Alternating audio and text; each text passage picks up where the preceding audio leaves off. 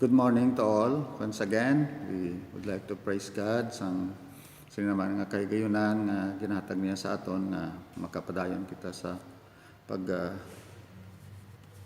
pamati sang iyang pulong. Dako gid ang akon nga pagpasalamat sa sining opportunity nga sa liwat mangin palaagyan sa pagdala sa inyo sang pulong sang Ginoo sa sining nga aga. Kag dalayawon gid ang Ginoo sang mga nahimo niya. Padayon nga nangin matutom gid ang Ginoo san pa sa sining gina-experience naton sa gyapon nga padayon nga pag experience naton sang sining nga pandemic. Kag sa liwat magapadayon kita sa pag tuon sa iya nga pulong. Kag magapadayon ako sang aton nga topic about sang the prodigal son, and at this time sa aton nga series of lessons of sermons about sa prodigal son. This time sang last time aton nga gintun-an kung paano ang prodigal when he came to himself, ano ang natabo sa iya. So that is why nga tuon kita dito sang transition sa verse sa natabo sa iya nga kabuhi dira sa verse 17. And tonight, and this time, padayon kita sa pagtuon on how the prodigal came home. So finally, ari nakapuli na siya. Kag amo ni aton nga pagatunan sa sini nga tion. Kay pagkatapos nga he came to himself, now this is the time he finally came home. So dayon kita dayon kita sa aton pagtuon dira sa Luke chapter 15. Umpisa kita sa verse 18, kung paano nga ang prodigal son hasta kita karon sa verse 32. Okay? So sa pag malipot ng introduction, of course, ang all lost men come home to God. Pareho man sang just like, much like the prodigal son. So kag ang kanami nga natabo kay tungod nga he came to his senses last time. So ari na ang next nga natabo sa kabuhi niya, that he finally decided to come home to his father. So akon nga pagadalon sa inyo there are 5 steps nga makita naton nga on how the prodigal son, the 5 steps back to the father nga ginhimo sang sini nga prodigal son. Kag mangin isa man ka palaagyan sang mga madamo man dira nga mga katawhan, kung madamo pa ang nagapangita man kag gusto man nga makapauli pabalik sa Ginoo. It is my prayer this time nga pagapakamayohon ini sang Ginoo ang iya nga pulong nga mangin palaagyan man ang ining sermon sang sini nga mga katawhan nga makabalik sa Ginoo. So the first one, may 5 lang ako diri ka letter R nga pagadalon sa inyo nga sa sining 5 steps back to the Father. Ang first nga aton nga pagatunan mo ang reflection, So ari sa verse 17 ang ginhambal niya, but when he came to himself, when he came to himself, nang ginton naton sang nagligad. So that the moment that the prodigal son began to really to think and reflect over his past, sang gin-reflect niya ang mga nagliligad sa kabuhi niya. Then three conclusions begin to grip his mind and heart. So may 3 kabutang nga nag-abot sa iya nga painuino, kag amo ini ang iya dayon nga ginhimo kay kay tungod nga daw naano gid ang iya nga tagipusoon. Because he came to himself, amo ni ang nag-grip gid sa iya nga mind and even to his heart. So ang number 1, ang letter A nga makita naton, nga iya nga nadumduman nga to remain where he was, no, kung magpabilin siya sa kung sa diin siya sa iya subong nga situation, it meant death, no. Kag ang inibla nga kamatayon, no, it is a slow, a torturous death, but certain and inevitable. So sigurado mahinay, amat-amat, pero sigurado gid kag hindi gid niya ini nga malikawan. Kaya una gid dira sa verse 15 kun naton nga makitaan, sa verse 14 makita naton nga may ara nga pamin, no, sa sina nga land kung sa diin siya nagkadto ang ini nga prodigal son. And then sa verse 15 makita naton nga nag-join siya sa isa ka citizen and nagano siya nangin nagtrabaho siya kag nagapakaon siya sang baboy, no. So he feed swine. So amo ning iya nga sitwasyon kag nakita naton ang tawo kung ginagutom, no, mangita gina sa maskin ano na ibutang na niya, no, isulod na niya sa iya nga tiyan para lang nga mapil ang nga maano ang iya nga kagutom. So amo ni ang natabo sa sini sa iya nga kun sa diin makita naton nga bisan ang damog o kun ang no sang baboy amo na ang iya nga ginakaon. So amo na ang iya nga sitwasyon nga iya nga nakitaan. So kun aton ba nga lantawon matuod nga mahinay inanay lang ang ano niya ang pag ano niya sa iya nga kaugalingon, but it is the parehas lang nga ginatorture niya ang iya nga kaugalingon sa gutom.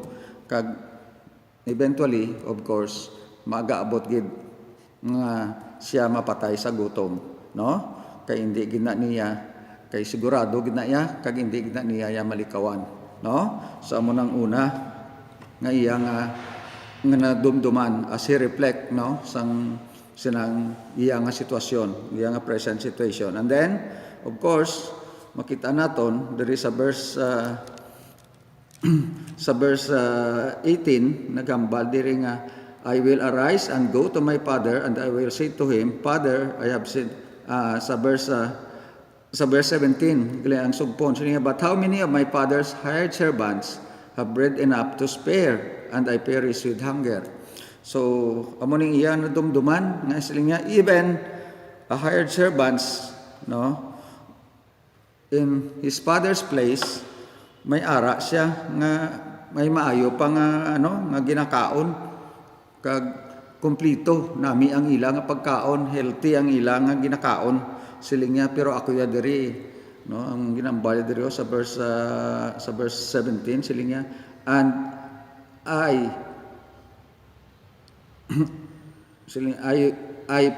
perish with hunger, no. So siya ya ginagutman na iya ina nga na panumdom nga amo ina ang sitwasyon bisan sang ila lang nga mga helper o kon sang ila nga mga hired servants sa ila nga balay.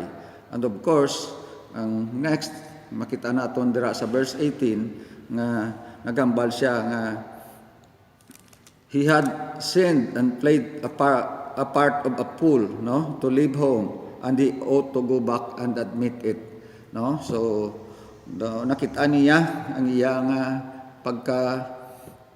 pagkabuang-buang, no, nga siling niya sang iya nga paghalin sa iya nga balay kag nagkadto sa sini nga lugar. So siling niya I have to go back to my father and I have to admit, no, sang akon nga sala, no. Basahon ko sa inyo sa verse 18 ang iya nga ginambal, I will arise and go to my father and will say to him, Father, I have sinned against heaven and before you. So amo ni ang nagano sa iya nga kun sa diin na reflect niya inatanan sa iya nga kaugalingon. So ari nga munang ginhambal ko sang last time naton sa nga kun sa diin makita naton ang matuod-tuod, no, nga paghinulsol sang sini nga bata, no, sang repentance, the real repentance nga natabo sa iya. So amo nang mga tatlo kabutang nga natabo sa iya as he reflect, no, sang iya nga kabuhi. And then of course, number 2, makita naton sa verse 18, sila nga, I will arise and go to my father.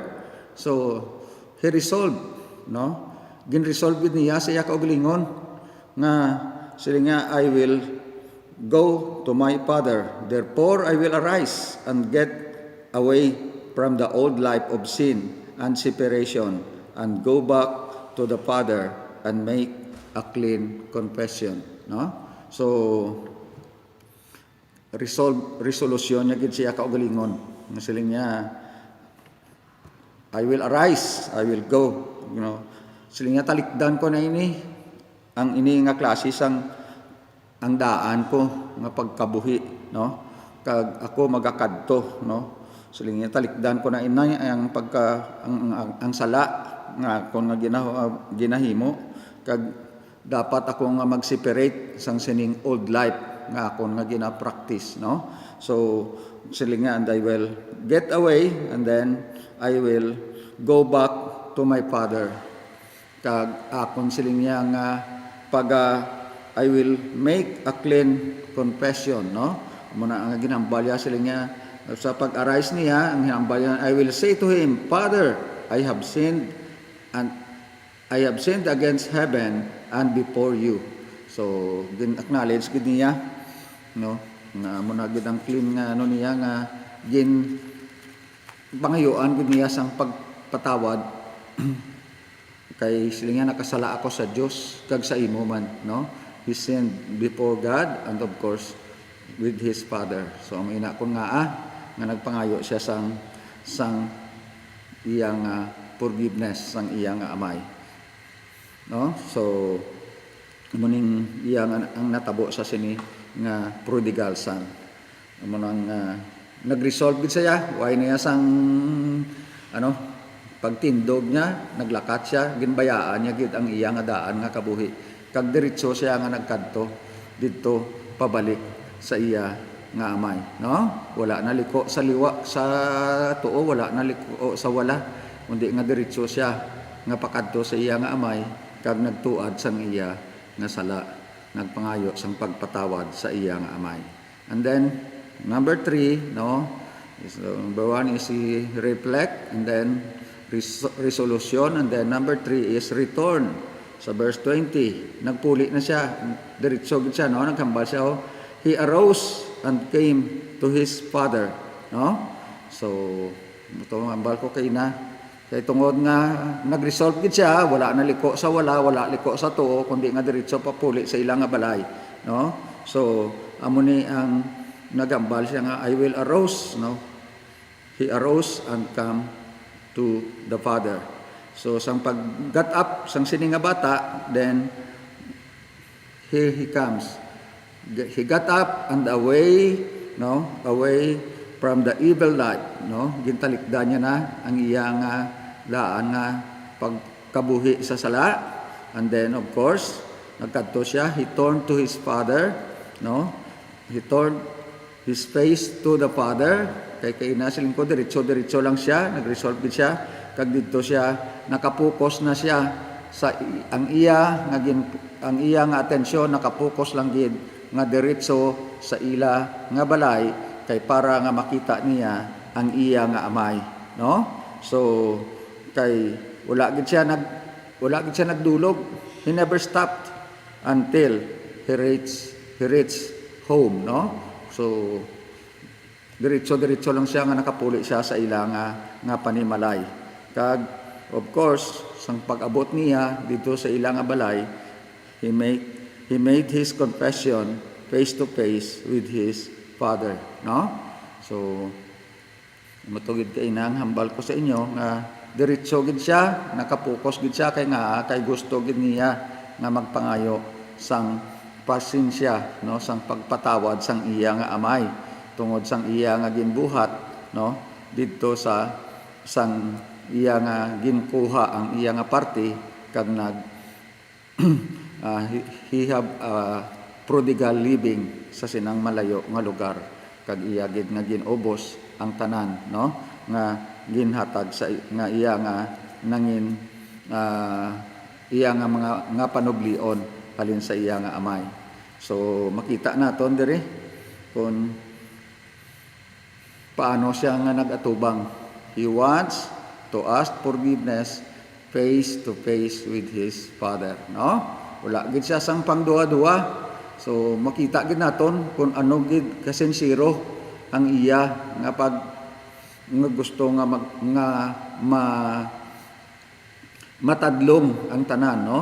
He wants to make everything straight sa iya nga amay, ang iya nga mga ginhimo sang una nga gusto gid niya nga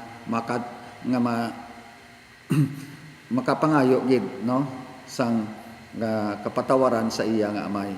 That is why nga gusto gid niya ina nga as he arose and then he came straight home sa ila nga balay. Sa siling ko kay na nakapokus lang gid siya didto sa sinang ila nga panimalay. So wala na siya sang iban pa nga intensyon kundi nga makapauli lang gid kang makapangayo sang kapatawaran sa iya nga amay. And then the next nga makita naton is ang restoration, no? Ano ang natabo sa iya kay tungod nga nagpangayo siya sang kapatawaran sang iya nga nahimo sa iya nga amay. Mga ano ang natabo sa iya pagkatapos sini. Okay? Basahan ko sa inyo verse 22 hasta sa verse 24.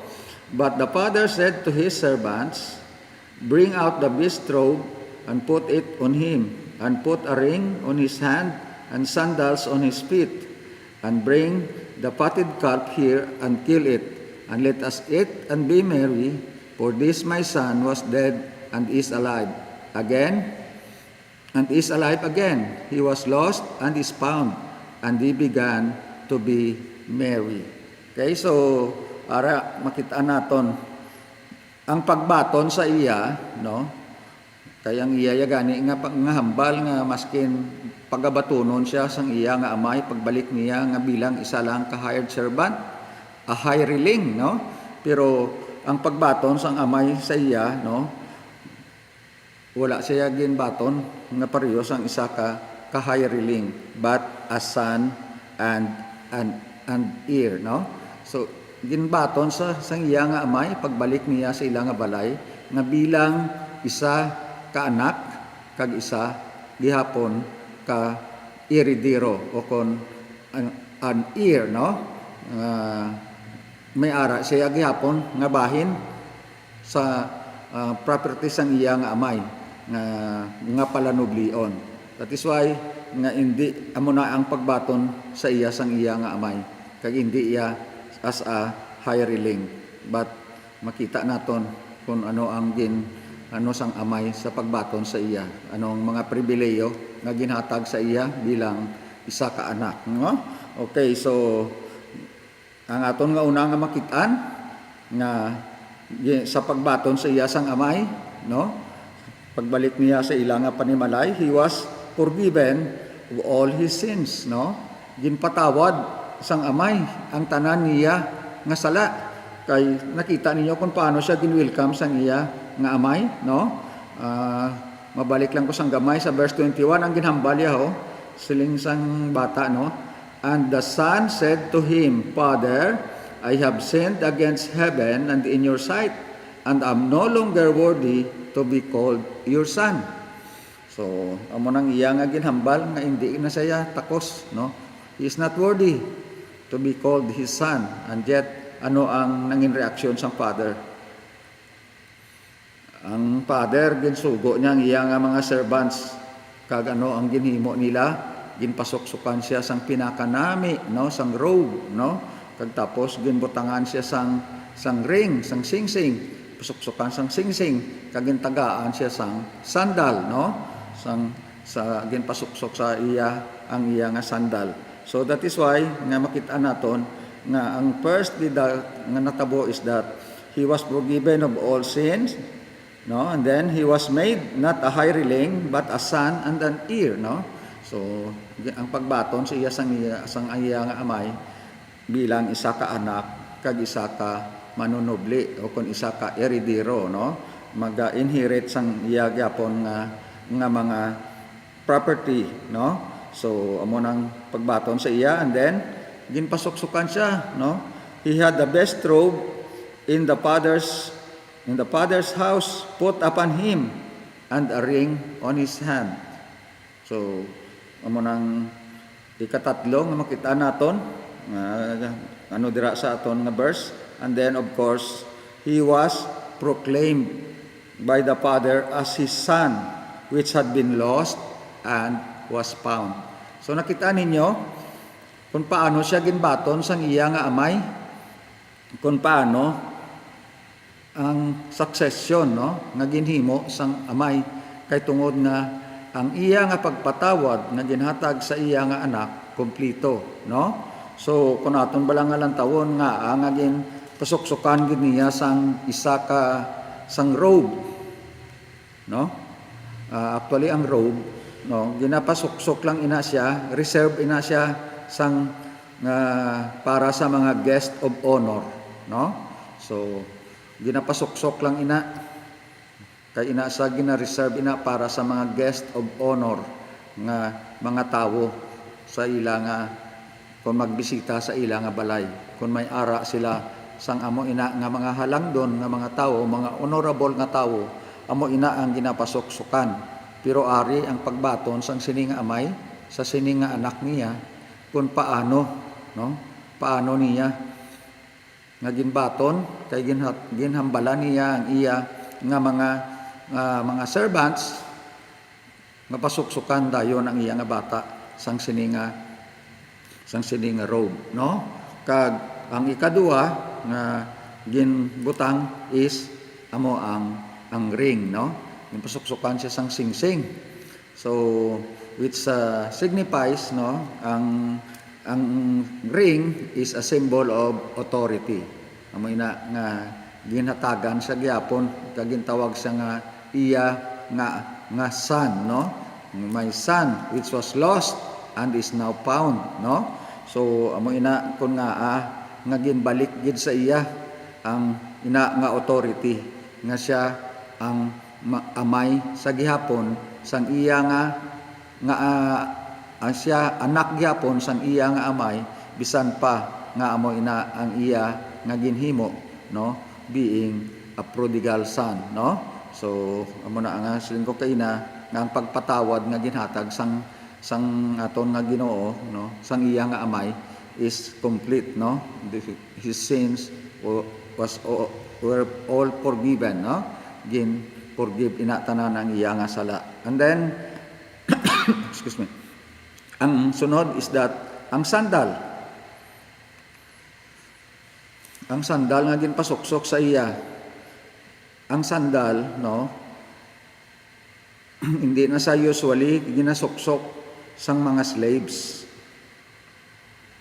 kundi ang sandal ang nagasuksok sina, no, gasignify na siya nga full ang restoration sang sonship sang sini nga bata, no, sang sini nga prodigal son. Mo ina kon nga ginpasuksukan siya sang sandal. So nakita ninyo nga ara gid makita naton kung paano nangin kompleto, no, nangin kompleto ina tanan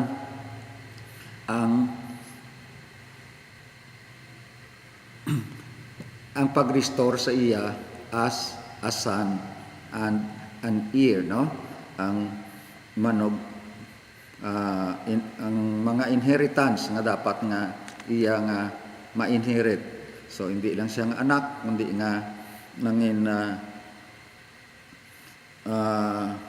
gin-restore gid, nabalik gid ang tanan, no? Kung ano siya before siya nga nagkadto didto in a far away land, no? So amo nang gin balik gid sang amay, ang gin-restore gid ang sonship sa sini nga bata despite sang iya nga pagka prodigal, no?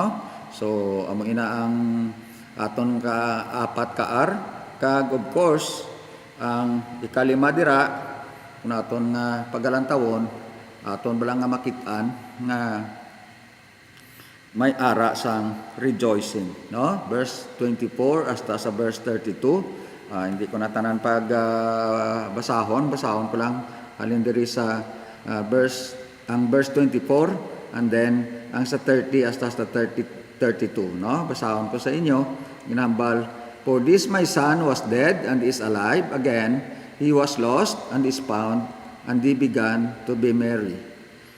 Then verse 30, "But as soon as the son of yours came, who was devoured your livelihood with harlots, you killed the fatted calf for him. And he said to him, Son, you are always with me, and all that I have is yours. It was right that we should make merry and be glad, for your brother was dead and is alive again, and was lost and is found."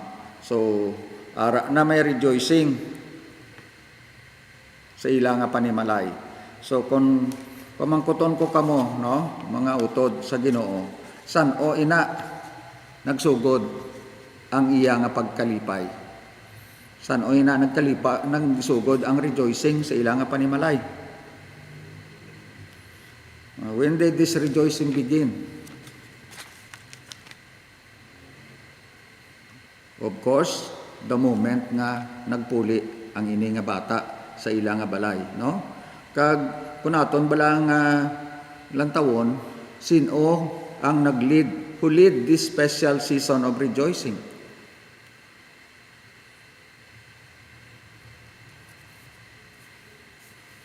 Ang amay.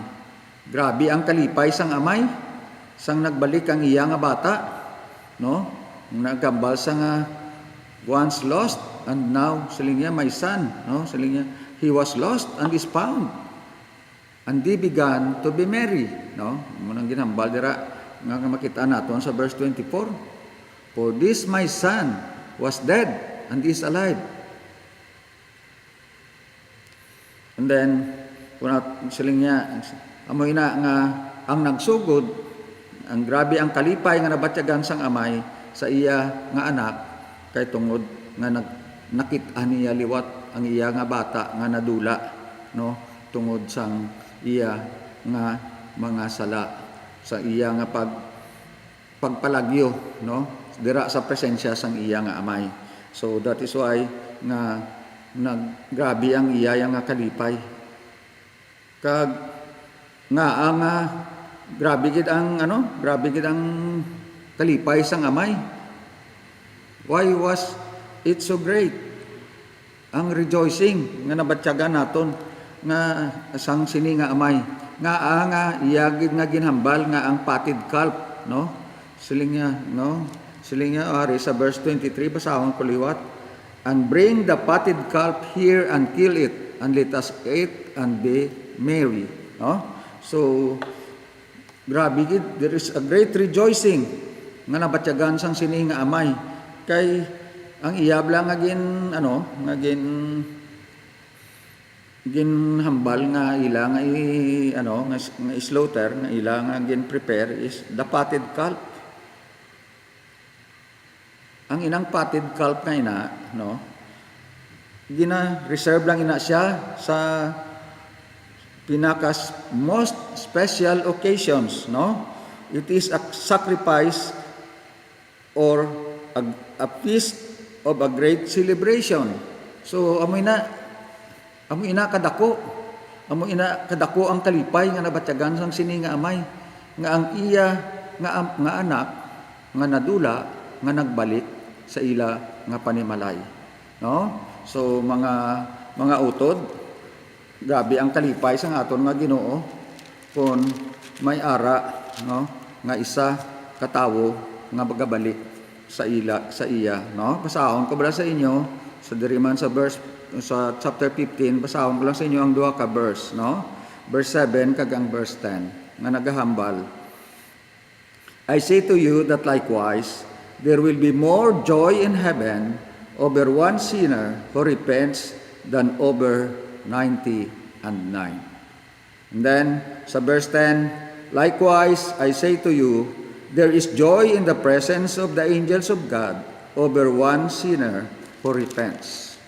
So makita naton, no, ang ini nga bata deserving siya sang death, kaya ipagpuli niya ni dapat ni batuhon ni siya sang mga tawo tungod sang iya nga ginhimo nga ginkuha yan ang iya nga inheritance samtang buhi pa ang iya nga tatay. Pero makita naton nga opposite ang natabo sa iya.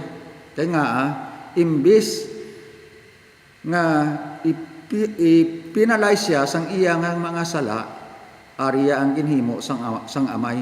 Madugay na ang amay nagahulat sang sini nga bata niya nga magapauli sa ila nga panimalay.